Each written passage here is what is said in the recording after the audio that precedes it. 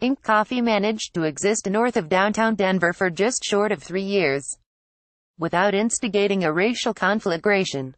As the Denver Public Library will tell you, the 5 Points area used to be home to virtually every black resident of the city, not always by their own choice. The neighborhood became a black cultural center, struggled economically for decades, and then in the 21st century saw a sudden influx of wealth and prestige, e.g.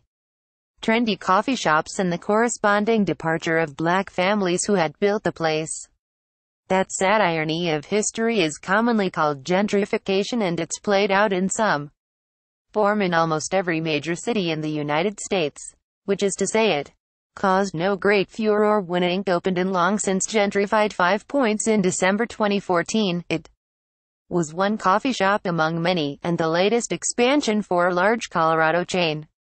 It was bright red and shiny metal, with a sign that proclaimed coffee above all else. No uproar then, or in 2015, or 2016, or for most of this year, until Wednesday afternoon, when a sign spotted outside read happily gentrifying the neighborhood since 2014.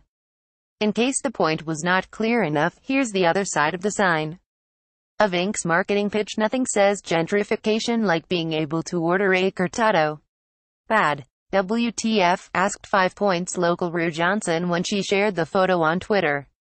Countless people asked basically the same question, and it took all of an afternoon for the Larimer Street coffee shop with cortados and Brazilian conquista beans to become seen as a symbol of racial privilege and arrogance.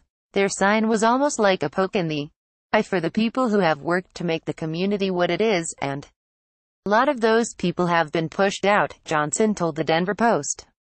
On Twitter, Inc. was accused of gleefully colonizing 5 Points and of being steeped in white supremacy. It was immediately and spontaneously boycotted by many. The NAACP demanded the sign be removed, though a skateboarder stole it first, according to the Denver Post.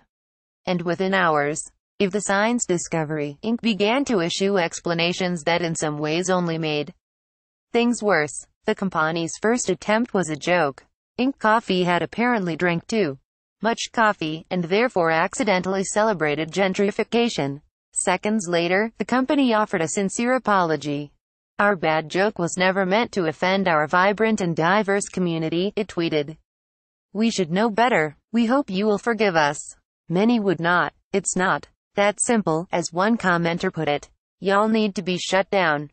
By the next day, someone had smashed out a window and spray-painted white coffee across Inc.'s storefront, the Denver Post reported. There was a smaller, more profane message written on the store's main sign, the newspaper added. So Inc. tried yet another apology.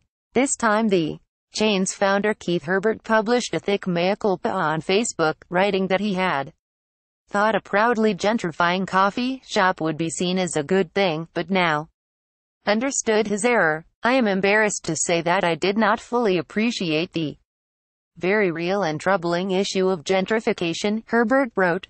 When our advertising firm presented this campaign to us, I interpreted it as taking pride in being part of a dynamic, evolving community that is inclusive of people of all races, ethnicities, religions, and gender identities. I recognize now that we had a blind spot to other legitimate interpretations. I sincerely apologize, absolutely and unequivocally. This conflicted somewhat with the ad agency's apology, posted the same day, which contended that the sign had been meant to offer cynical perspective on the rapid development of 5 Points, but had missed the true meaning of gentrification.